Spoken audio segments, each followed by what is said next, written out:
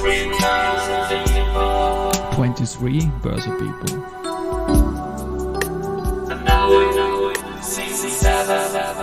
And now in season 7. Presented by Fruits.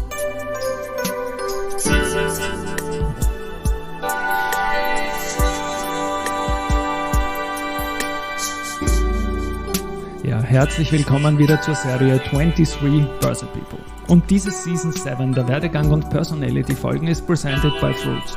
Mein Name ist Christian Drastil, ich bin der Host dieses Podcasts und mein dritter Gast in Season 7 ist Serene. And for her, I will now, for the first time ever in the Börsepeople podcast, switch to English. Serene started to code when she was 9, was hired by Google as a teenager and was the first engineer at Google Ideas. And also she is one of the world's finest artists on the piano. Viennese company Bösendorfer elevated her in May 2023 as a Bösendorfer artist. Welcome to the studio. You're in Vienna because you're introduced next week as a Bösendorfer artist. We will talk about music, we will talk about Google, we will talk about stock markets. You're my first guest in English. I will try it, yes. Well, it's such a pleasure and an honor. Also, and I have connected my Roland Phantom 06 keyboard with a piano mood, and maybe we can do a little bit of music later. But let's talk first about Bösendorfer, how it began, how it started. So many years ago, I had only thought of Bösendorfer as this abstract, beautiful piano that I have never seen before. In America, there are some Bösendorfers, but not so many. Okay. My cousin worked for Bösendorfer 40 years ago as an engineer. He built some Bösendorfer pianos. That's amazing. Yeah. So my path to finding this connection with Bösendorfer pianos is very much connected to my path as a pianist. Mm-hmm. Because you know that I've had a unusual path towards music. And you learned piano as a child, I think, and... Not exactly. No? Later on? The first time I touched a piano, I was 5. 5, okay. But basically I did not have the opportunity to play on pianos or practice or study formally even. Actually, it was because I was hired by Google as a teenager that I was able to afford my first piano. Okay. And that's when I could really start to practice.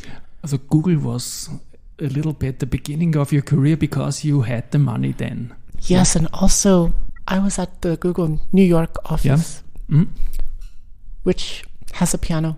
And so somehow I found myself gravitating toward this office piano until it was basically my desk. Okay.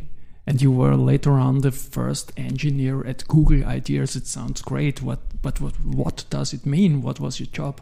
Well, I wrote a lot of code. Yeah. I built a lot of prototypes. Google Ideas at the time was a very new think tank that had a focus on using technology to help people. Yeah. And I was very excited to find a way to, in a place where the context has this level of infrastructure, this scale, how can we build something that can truly help the internet, help all the users of the internet? I did. Yeah. And you had ideas like also, I think, snowstorm. So that was much later. Okay. So I had quit Google for a long time by then. I was already just playing music every day. Okay. But also exploring in open source. That's when I created Snowflake as a tool to keep the internet free. It is a backup route to the internet in case accessing it is... And you told me about the Tor project, T-O-R. Yes. Yes. Some words about it, please. Yes, Tor project. T-O-R stands for the Onion Router. They've been around for a long time, helping people stay private and anonymous. Oftentimes, accessing Tor is also difficult. It can be blocked. And so the first use case for Snowflake was to integrate with Tor and help them stay unblocked and accessible. Okay. And Now let's do some music. I love music and I love the stock market. Were you ever invested in Google stock? Well, of course. Of course, and I think it was a great time, or? Yes. Austrian company, Austrian boss did a sound logo, how they want to hear themselves in the news and I will bring it now. What do you say about it? It's a sound logo with typical samples from Boss daily work, yeah?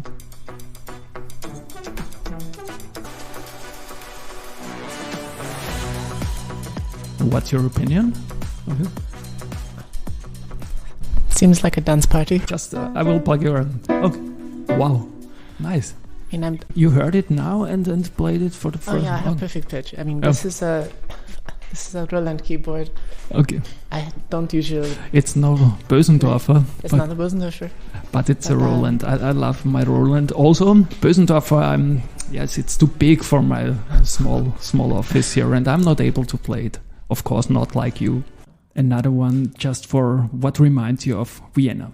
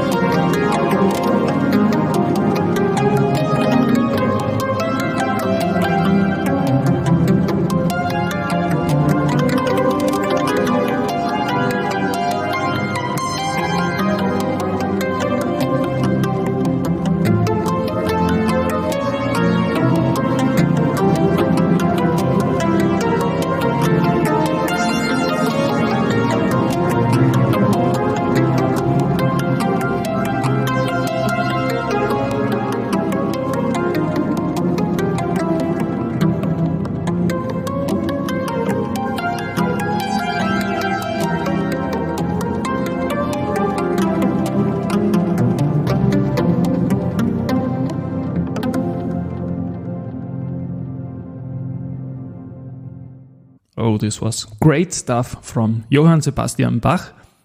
Serene, do you also have something for rising markets, for bull markets, and stocks are rising up? Sounds like Enya. Yes. And now for bearish markets, when the stocks are falling and crashing. Yeah, it's a piano again.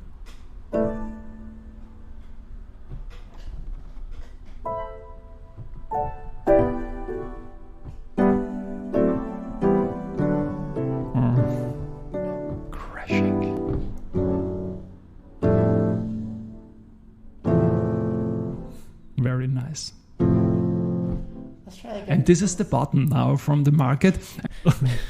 Yes, I love it. It's creative. It's live. It was now. And yes, coming back to your as a componist, you played now small things, but you also did work for Kanye West. You told me, or work with the Blue Man Group. Which direction this is going? Yes, a few years ago, I was asked to help with the Kanye West opera, which is was an interesting project in this very last minute. Mm-hmm. And so, yeah, I was a composer on this opera. Mm-hmm. What I did was improvise on the songs of Kanye, kind of find a way to transcribe that into a more operatic setting. Okay. You heard already existing songs and did additional stuff to make it more soundy. Yes. Okay. And the Blue Man Group? So the founder of Blue Man Group, yeah, his name is Chris Wink, brilliant guy. We had a collaboration in Las Vegas a few years ago as well. And there I was playing with music technology. I actually created a piano car, piano that I could drive, like literally drive while playing. Okay. And then a few other fun experiments. Yeah. On 23rd of May, you're introduced as a Bösendorfer artist, and I think we will hear you. What kind of music you will play on the Bösendorfer? I'll play some pieces by Ravel, Liszt, and probably maybe Chopin. Pushtin. Yeah.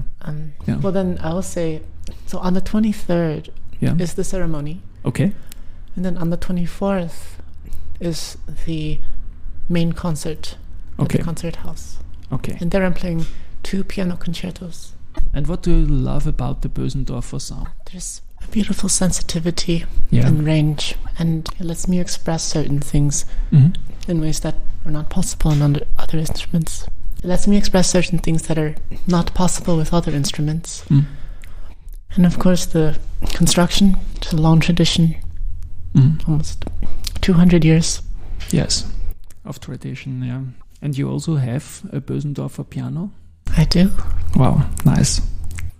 And what's so nice about coding? Coding is beautiful. It's also a creative act. Yeah. It's like, in some ways, magic. Yeah. It has changed things the way that language has changed. The way humans have been able to exist and relate to each other. The advent of language was world-changing. The advent of programming languages is the advent of languages that can modify themselves. And this creates an acceleration of what's possible. Because when you're writing code, what you're kind of doing is, you're inputting symbols into a system. You're writing incantations into these funny devices, which at the end of the day cause a lot of electrons to move around somewhere. And some of those electrons move around on the other side of the world. And what do you think about ChatGPT now? Well, it's very interesting, of course. Yeah. There's a lot of conversation going on around this. Kind of the dichotomy of people who are very gung-ho about the acceleration of AI, people who are very... And then there's people who are very terrified of that prospect, for good reason. I think that there is some elements that we're still blind to. And one of those elements is actually the cultural technology needed to build these systems correctly. There's a lot of brilliant technologists devoting so much energy into these amazing AI systems at whatever level this is, whatever models we're building and refining. But similar to even before all of this ChatGPT stuff, we have these powerful platforms that have taken over the internet and embedded themselves into our lives already. And we've done this without necessarily the social awareness and social technology to make sure that happens in a wise and actually healthy way. And so we see some of the destruction that's a side effect, second order, third order effect. The same thing will happen with AI if we're not careful. We're kind of already there. Yeah. And when you think about a mashup of KI and music composing, what's your opinion on this stuff? It's an interesting tool. I have already been exploring this. Yes. As you know, a couple of weeks ago, I was actually doing an AI collaborative concert with Grimes.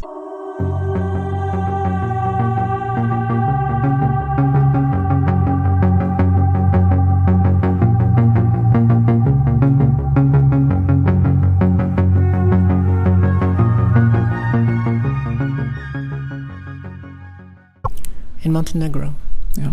And this was just a fun last-minute prototype, but we threw together something, and it was super fun.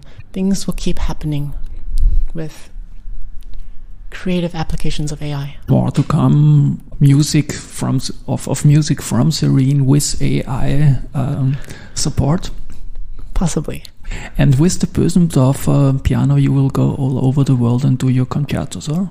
Yes. Yeah. I mean, I'm very curious what you think. Like, where do you think all this will go for you? Yeah, I'm looking forward in the stock market as also algos for trading working now. I think not working good at the moment because human brains and human stomach and all these things are very important for markets. but I love it as a journalist, because it does so much work for you. We're at the beginning of this journey now, and I think I possibly will love it as a hobby musician also. Podcast. You said you like vocoders? Of course. Yeah. I've played with vocoders. Yeah. They're very interesting. Yeah, I love them because I'm not able to sing very good, and the vocoder helps me. My voice is also terrible, for this AI collaboration with Grimes, Grimes, who is a fantastic, innovative artist, I was singing the lines of the Rachmaninoff Concerto, and then the AI converted my voice into her voice. Oh. And a lot of this actually, there's a lot of interesting stuff happening in music, AI, creative applications of AI, visual art as well. We will soon see a lot of very unpredictable but very powerful applications of this in every domain. Yeah. Even, like for instance, in the medical field, there's already models that outperform doctors when they get presented with a X-ray. Yeah. They can analyze it with much more detail and accuracy. It's an open question whether their accuracy level will go from 80% to 100%, or if they will cap out at something like 90-95%. Yeah. And a lot of those questions actually depend on, do we actually have the fundamentals correct with our models? I think one of the elements that's missing from things like LLMs is an actual sense of temporality and an overfocus on, language models by definition. As a musician, you know that there's interesting correlations between your musical experience and also language, but also mathematics and also all of these other fields, and then that as a way to reach into one's emotional world. And one of the interesting powers of music is that we can relate to it at what seems to be a much deeper level. And this is why people go to concerts and have an incredible time and have such a deep connection with their favorite music, favorite artists. For the AI to really to develop in a healthy way, compassionate way, I think music is actually one of the keys. Temporality in music. Yeah. I think music and AI is a perfect fit. And also what you mentioned before with vocoding your voice, it's great. Componist sings.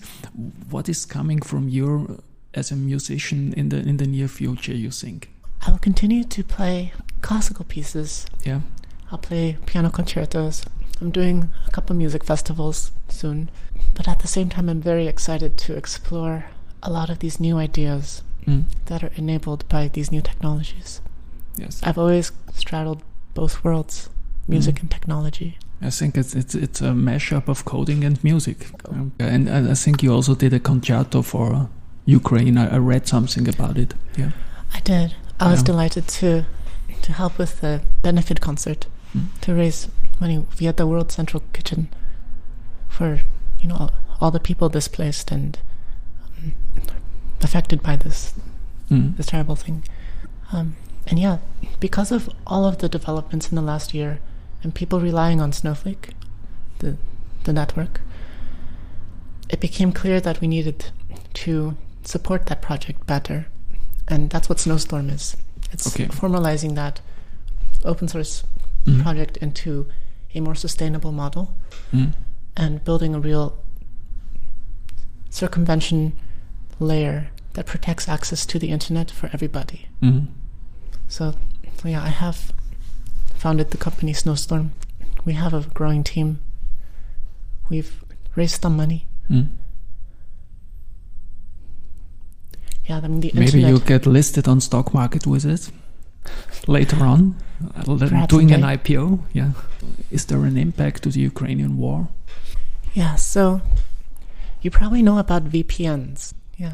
But you can pronounce it for my audience. Yes. So virtual private networks, VPNs. But the usage of VPNs, it's gone up a lot. The definition of VPNs has also changed. A long time ago, it was meant to secure corporate networks. Mm. At some point, that shifted into a consumer model where now we're providing access, enabling access to the global internet with VPNs. However, standard VPNs are mostly doing the same thing technically. Mm-hmm. At the end of the day, you're connecting to the internet through someone else's computer. And these VPN companies, they just have people running these servers in many different locations that you can choose from. Mm. And it's a great business model. This is why it's a $40 billion plus market and growing 15% every year. The issue with traditional VPNs is it's centralized and it's very easy to block. So when the invasion of Ukraine began, actually, most all the VPNs were blocked. Mm. They stopped working. Somehow, the technology that was still working for keeping people online was some random code that I had written 7 years ago. And that code was Snowflake. The reason why it worked was because it's a decentralized proxy network that uses WebRTC. It transforms your traffic to look basically like video calls. And it has some other techniques to make it very hard to block. I built this for fun. Well, I named it Snowflake many years ago because, well, you have all of these temporary proxies that come in and out of existence. It's the free parts of the internet helping the less free parts of the internet. If you want to contribute to the network, it's as easy as leaving your browser tab open that has Snowflake embedded. Okay. Because it's so easy, that's why adoption grew so quickly. But we can always do better. And we have to. And we have to start expanding that kind of ease and convenience to more layers and different levels of the stack. Like the internet itself it's this brilliant thing. It's not, for most of human history, we've not had this planetary communications network at almost light speed. Now we do, and it's a beautiful thing. But also we are kind of, as a species, destroying it. Yeah. Having it splinter, having it be manipulated. And our lives depend on the internet now in very fundamental ways. It's like clean air or water at this point. And so if that gets interrupted somehow, very bad things can happen. Do you sometimes have fears that you and others, they are able to code, that you're creating monsters with this coding? I think that it's always good and important to have some humility around what we're creating. So nice ending words from Serene. She sent me a concerto. She played Rachmaninoff Concerto number 3.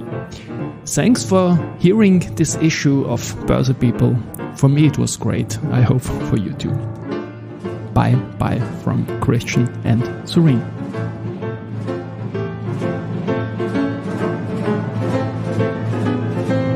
And Rachmaninoff.